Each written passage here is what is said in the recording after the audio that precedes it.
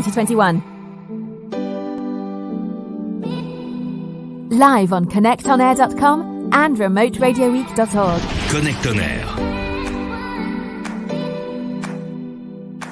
Remote Radio Week proposes distinct programs in English, French, Spanish and Arabic, featuring experts, examples, debates and technical tips. UNESCO Remote Radio Week 2021. Get ready for a week devoted to helping radio stations broadcast remotely. Live on connectonair.com and remote-radio-week.org. It is indeed UNESCO's Remote Radio Week, day 5 of 5, and I'm Andy Levitt. Pleased to be here once again, and we're about to kick off a very exciting masterclass with Corinne Podger.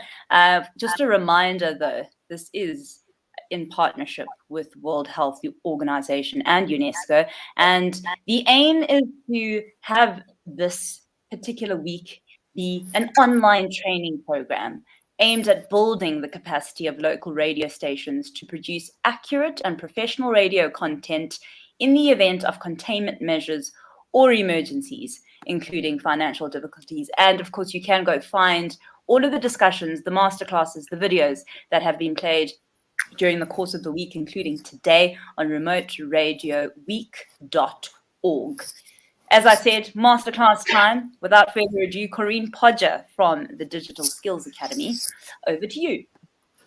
Thanks so much, Andy. It's really lovely to be here. And Andy, can you give me a ping at about a minute before I need to drop out, and I'll just zip through? Yeah, awesome, terrific. Thanks. Okay, so folks, I'm going to share my screen. So let's give that a go. It's also different to Zoom. I'm so used to Zoom. Chrome tab, that one, and then hopefully if I do slideshow, is that working? Something is appearing. There we go. There's something on the screen. Yay. Yes. So good. Awesome. Okay, great. Well, listen, thanks so much for having me. So this is what we're going to try and whip through in half an hour. What is social audio? I'm going to walk you through Clubhouse and Twitter Spaces so that you've got the basics of how to use them. We'll talk a bit about some other tools. If you have a moment to download Clubhouse and Twitter Clubhouse and Twitter to your phone, then you can hold the phone in your hand and I can talk you through it. But of course, you can also watch the recording later and just go through it slowly. That being said, these apps get updated all the time. And in fact, this evening when I logged on, there had been some changes like, I have to update my slides. Anyway, so they move quite quickly.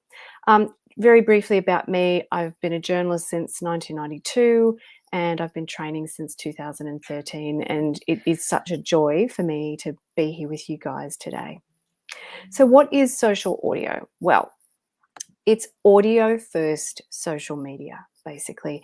And I guess the sort of big ticket items in that shop are live conversation platforms like Clubhouse and Twitter Spaces, but also voice messaging and audiogram generators. And what do they offer is audience engagement. So instead of audio just zipping off to Mars after our beautiful radio programs, we get to capture some of it and make it look like something or be something that people can see on a phone and participate in. And it's a great way of promoting radio programming and podcasting. And in the concept of this conference about Remote Radio Week, you can use these platforms to get audio from anywhere and share it everywhere. So it's really exciting. And particularly these things, the live conversation platforms, they're the sort of thing that you can use just on your phone from wherever you are. And I think they're really transforming what we think about when we think about conversations that people can take part in. So they're a bit like talkback radio, but also different. So Clubhouse has been around since last year. It launched on Android this year, and it stopped being an invitation-only platform in July, so just a few months ago. And then Twitter Spaces launched November last year on iOS. Android, it launched in April this year. And in October, so it's just a few weeks ago, it got rid of the requirement to have more than 600 followers before you could use it. So it's now available to everybody. Then there are others, of course, coming up. So Facebook Live Audio was announced in June 2021, but it is still, I was advised by someone at Facebook in India this week, it's for people who are public figures or select Facebook groups, and it seems to be mostly US only. So just watch that space, but it's not really with us yet. And LinkedIn Live Audio announced in March 2021, but it doesn't seem to be available yet. So if you've got it, you know, join the after party with us later on Twitter Spaces and tell us your experiences. So, okay, so if you've had chance to download Clubhouse to your phone, let's go through it. So if you open the app, the top of the app, the sort of landing page is called the foyer. And there's a search bar there. And then at the top, there's a little button on the top left, which is for explore. Then there's an envelope, which is still on the app, even though it's not invitation only. So you can kind of ignore that. Then there's a calendar. There's a little bell for notifications. And on the far right-hand side, there's your profile. Then down the bottom on the right is a little, like a paper plane. That's called back channel. And that's a way of messaging people within the app. And at any time, if you want to get back to the foyer, you'll find that there's a back button. So let's talk you through it. So the search bar allows you to type in a topic. So in the examples there on the screen, I typed in the word climate and it showed me clubs that I could join. You can see there are tabs, people, clubs, rooms, and events. So clubs are groups that meet regularly. Rooms are one-off conversations, and events are scheduled rooms or scheduled club meetings. So that's what you get when you type into the search bar. Then the Explore bar, the Explore tab, it allows you to search for people by names. You can also search using emoji in Clubhouse, which is kind of fun. And then below that, you'll see find conversations about, and there's a number of topics there. And if you were to tap on wellness, for example, that would then give you subtopics like health or medicine or fitness or nutrition. And you can really dig into a very granular level to find conversations that would be of interest to you. Once you find a topic and you find a club that looks like it might be worth joining, you just tap on it and then join it. And you can leave clubs, join them, doesn't really matter. It's a very friendly platform, or it aims to be very friendly. The next item along is the calendar menu, and it gives you two options. So there's upcoming for you, which will give you recommendations based on who you follow, clubs you've joined, and your interests. And we'll talk about interests later. You adjust it in settings. It'll also show you, if you tap on the down button there, it'll show you my events. So if you've scheduled any events, that's where they land. And then there's a bell icon. So if you think I wouldn't mind learning about, these were just the ones that came up on my phone at the time, the daily Surah Yasin recitation. If you want to join that, you tap that little bell and you'll get a little notification when it's about to start. So notifications, these are rooms started by people you follow or updates of people who followed you. So that's literally what the bell's icon does. And then the last one is your profile. Your profile can actually be quite long, like several paragraphs, and it can include emoji. If you remember, I said you can search for emoji on Clubhouse. So if you're a radio person, you would put an emoji of the radio somewhere in your profile. You can add your contact information and socials at the bottom, and right at the very bottom of everyone's profile in Clubhouse is a list of the clubs that they've joined. And then on the top right of your profile is where you access settings. So let's talk about settings. It's the cogwheel in your profile. It's where you can set things like your interests, but also your languages. You can turn on spatial audio, which is 3D audio. So clubs that are broadcasting in stereo will give you stereo sound. It's also where you can find contact information for Clubhouse, and also access the community guidelines. I do recommend reading through those. It's important to abide by the rules of the platform, and that's where you find them. So if you wanted to start a room in Clubhouse, you go to the foyer, and then at the very bottom, it just says start a room. And then if we work through these images here on the screen, You can choose between open rooms, which is open to anybody, a social room, which is open to people that you follow, or a closed room, which is a room with just people that you choose. Then you give it a title and you tap Let's Go. And as soon as you tap Let's Go, the room is live. If you want to schedule a room, you tap the calendar icon and then tap the plus button that comes up in the calendar icon. And then you'll open up this thing. I've put here social audio party, so I filled in some details there. I quite often do Clubhouse sessions and Twitter Spaces with a friend of mine called Anne Charles. So you just write a little description and then you promote it, you create it, and off it goes.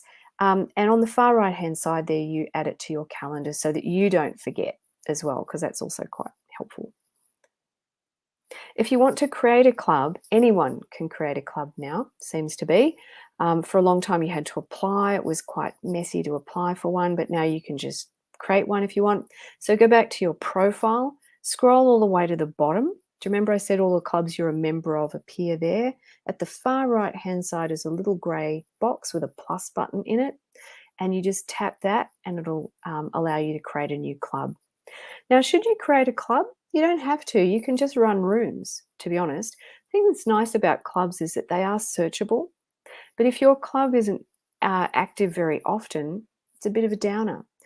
And really, these things live outside of the platform as well. You would need to be promoting these events on your other socials, on your podcast, on your radio show. So to be honest, it's really up to you. You can start a club or just run rooms whenever you feel like it. So let's go to Twitter Spaces. What's this all about?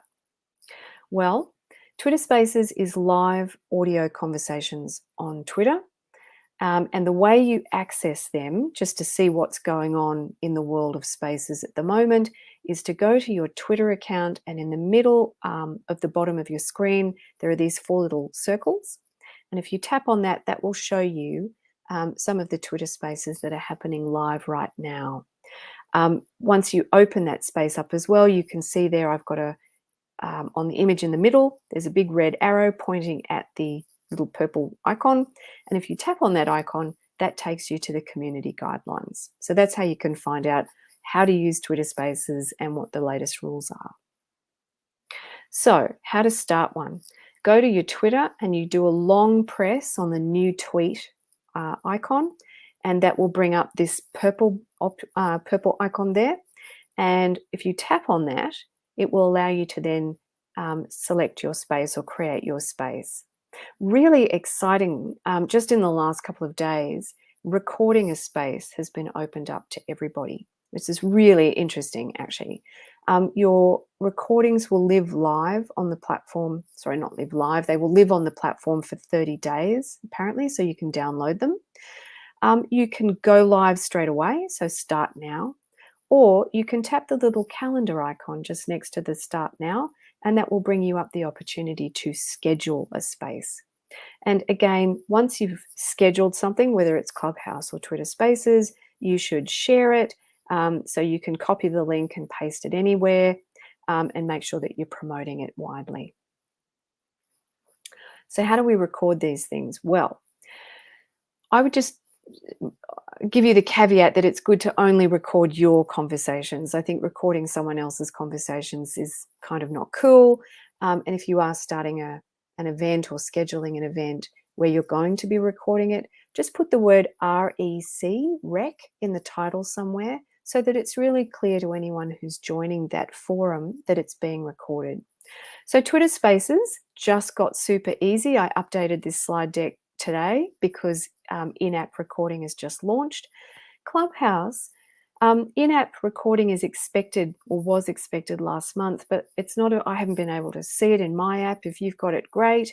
But up until then, there's a couple of ways you can do it. One is to screen record on your phone. If you can do that using your iPhone or your Android. There is another alternative, which is to use a platform called Club Deck, which is not affiliated to Clubhouse. But it does give you a desktop-based interface, which is pretty straightforward to use, and it's got a really good website that talks you through how to use everything. So you would log into Club Deck on your PC or your Mac, use a headset or desktop mic, and there's the option to record and then download your recording. Just one little thing, which I found out kind of by accident, is that if you log into Club Deck on a PC, it will log you out of Clubhouse on your phone. So fun fact, just be aware. A couple of other things, more features. Both of these platforms offer paid spaces, so you can start to think about ticketed Twitter spaces or Clubhouse paid rooms. And if you want to follow the news on both of these platforms, Clubhouse has a blog, and follow Twitter spaces on Twitter for all of the latest updates. And of course, Twitter also has a blog, and it's kept up to date. They're releasing features all the time on both of these platforms. So they're both worth opening at least once a month to see what's going on. Okay, so the next thing I want to talk about is voice messaging and audiogram generators. And I'm going to whip through them quite quickly because I've got about 4 minutes. So voice messaging is audio from the audience. Both WhatsApp and Telegram will allow you to open the app and do a long press on the microphone, and that will set off a recording. So encouraging your audience to send you audio is great using these platforms. Similarly, Skype, I think we all forgot about Skype because of Zoom, but on Skype, on a phone, iPhone or Android, doesn't matter. If you tap those 3 little dots when you're on a phone call with somebody, you can start a recording. It will record video, obviously, but that doesn't matter. You just go to your desktop, download the MP4, drop it into something like Audacity, and it will just rip out the audio for you straight away, and you can use that in your next show or podcast. Audiogram generators. This is those tools that give you the little wavy line and the script on the screen. There's a couple that are really great to try out. One is Headliner, the other one is Reel. They both offer a certain amount of free stuff.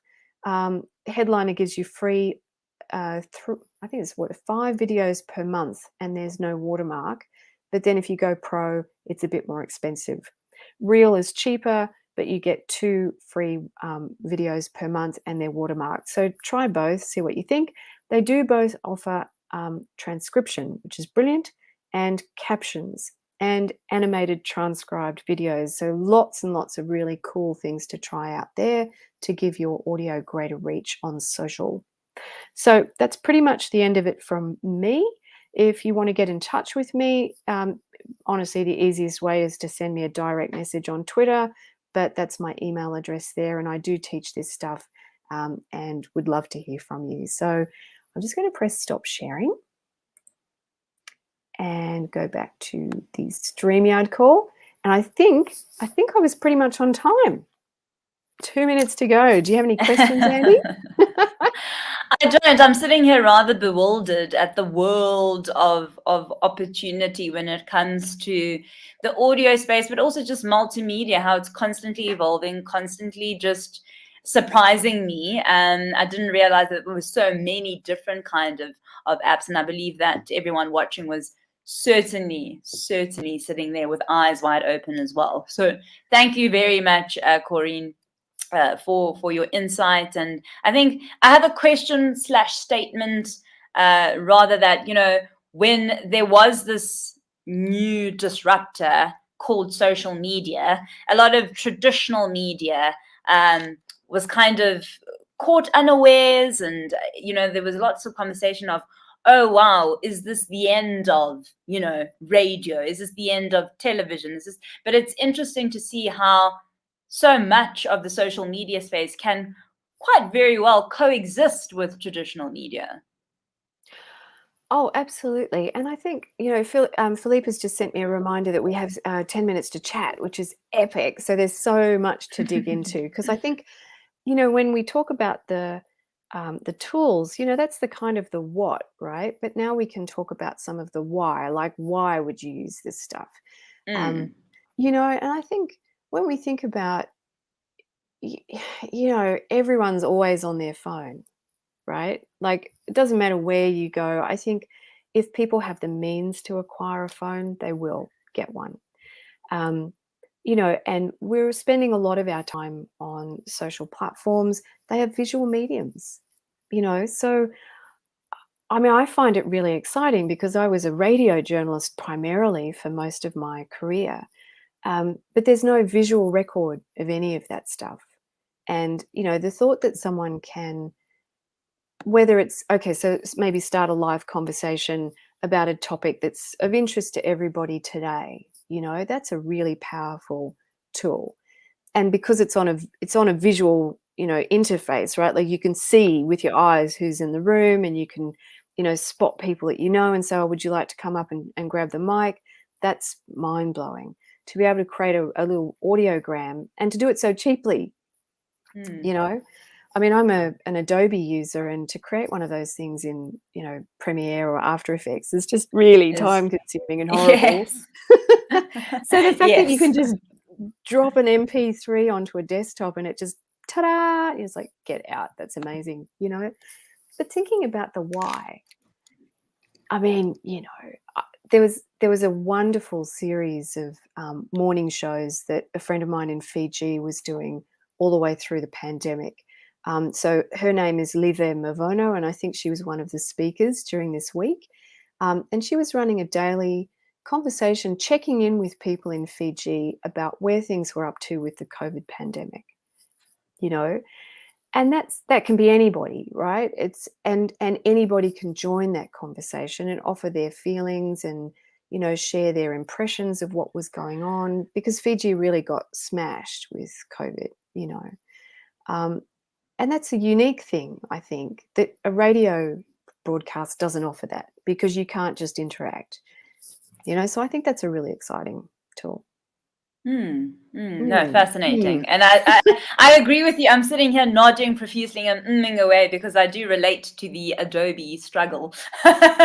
So it is good to see that there are other resources out there that can, especially for lower income communities, be a form of them to also be able to join in or extend their presence in the online space. And I know that you do quite a lot of work with NGOs across the board. So what are some of the insights that you can give, particularly to under-resourced radio stations that have a good following on air and want to extend their reach across, the social media space? What are some of the learnings that you have that you can provide to those that are watching and tuning in today?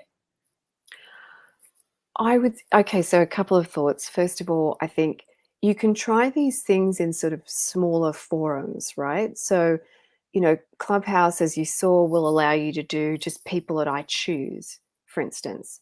And you can start a small sort of a Twitter space that it's a closed space. So I would say, try it out first of all, right? But I think giving something a go, but also allowing your audience to know that you're trying something new, that to me is, I suppose, a good policy when you're trying out something that's unfamiliar, not just to you, but also to your audience, and say, why don't we go on this journey together a bit? And I think also, these tools, both the voice messaging apps and also the live conversation platforms, allows you to get a very immediate sense from your community. Are we covering the topics that are interesting to you? Do you have a story that you want to share with us that don't involve bringing someone into the studio? Okay, of course you can get someone on a phone, but actually the audio quality that you will get in these apps is better. It's using the microphone on the phone. So you're automatically like lifting the quality of the sound just by using one of these forums. I'm not sure that that's necessarily answering your question. I mean, if there are folks on the masterclass today who are joining from sort of maybe an NGO-y background or from a sort of crossover into development spaces, to me, these are so much more interesting than a seminar on Zoom, right? I think almost all of us who've ever interviewed an expert know that kind of sinking feeling if you do it on a Zoom where they've got a PowerPoint presentation. You just think, oh no, this is going to be dull. But then as soon as the presentation's over and you get into the Q&A part of the conversation, everyone comes to life, right?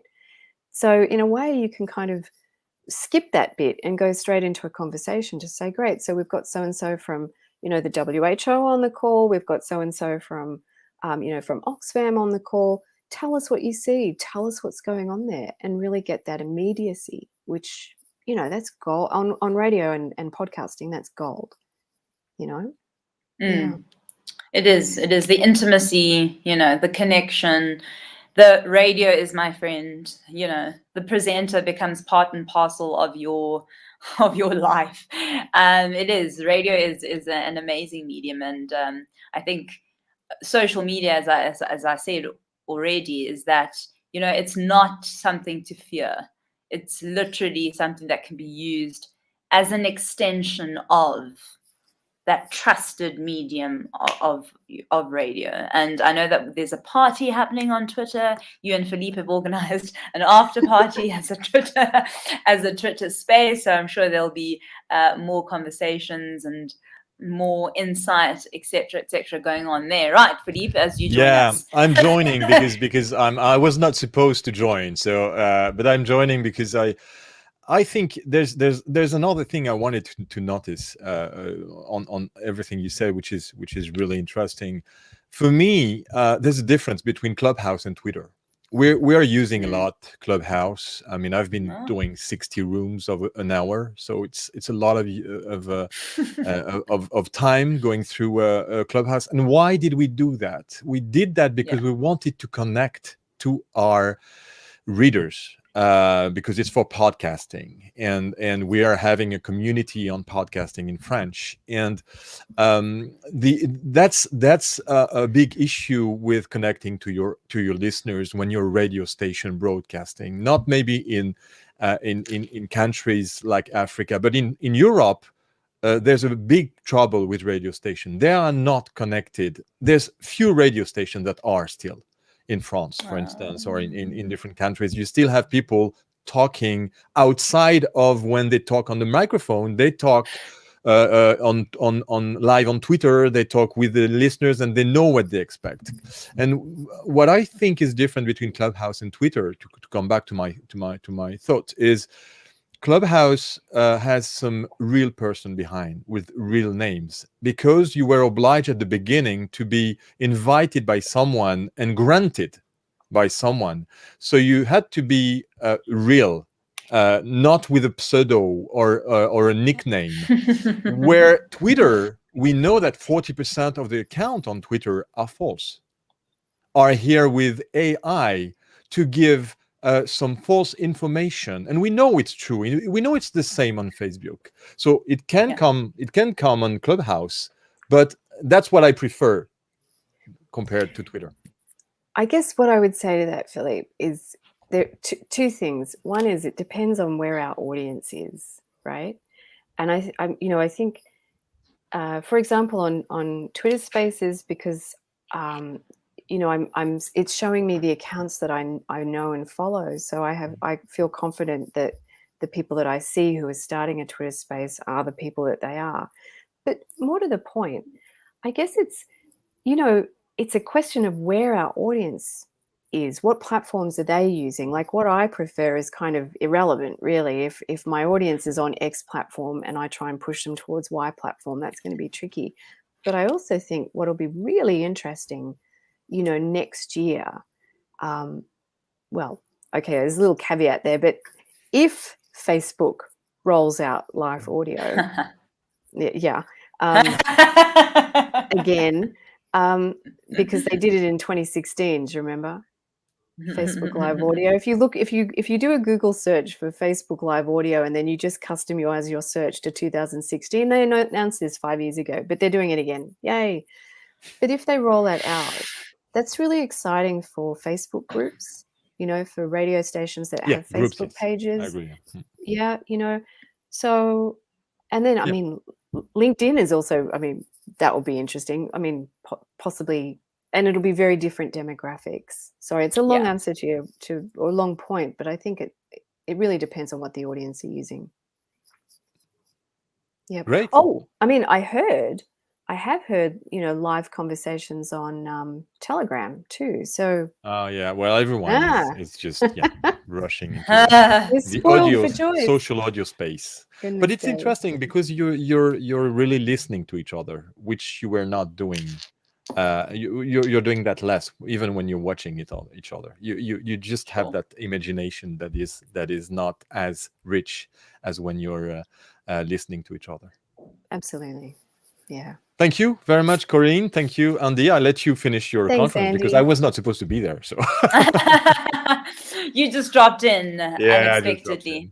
No problem whatsoever. I think actually it's more about you and Corinne right now. Just remind us once again where this after party is taking place. Yeah, exactly. We're going to put the link because we made a short link which is pretty simple. podwf/rrw. So I will display it right now. Very fast. Hop, create banner. That's the good thing here. You can go there, http://pod.wf/rrw, and it goes to the Twitter Spaces in, well, a little 50 minutes. We can share together if you want to come up on stage with Corinne. I will be also co-hosting to start with, and we will go on talking about all that, the difference between the veracity and the capacity of knowing really who is talking when you bring them up. If you don't know them, if they have pseudos, that's also another problem that radio stations had at the beginning. In the 80s when they started, they didn't know really who was talking. It was a lot of problems. So that's also another point with the social audio, the possibility of having people saying things that we don't want them to say. I'm just wanting to check exactly how many minutes exactly from now are we starting this? It's I think it's 48 minutes if I'm correct, because it's past the hour, 14:30 Paris time, I believe. 14:30 Paris time, exactly. Yeah, exactly. And it'll be on my Twitter account. So if you, I'm the only Corinne Podger in the world. I've got such a random name. Amazing. Okay, so we have to go on to the finish. You'll find me easily. Well, listen, thank you so much. And Andy, thanks so much for moderating the session. It's really a pleasure to meet you and a real honor to be here with this towards the end of the radio week. What a joy. Gosh. Thank you so much, Corinne. And we'll join the after party in a couple of minutes. Remember, this and all the other sessions are available to watch or rewatch on remoteradioweek.org. That's remoteradioweek.org. Bye. UNESCO Remote Radio Week 2021. Get ready for a week devoted to helping radio stations broadcast remotely. Live on connectonair.com and remote-radio-week.org.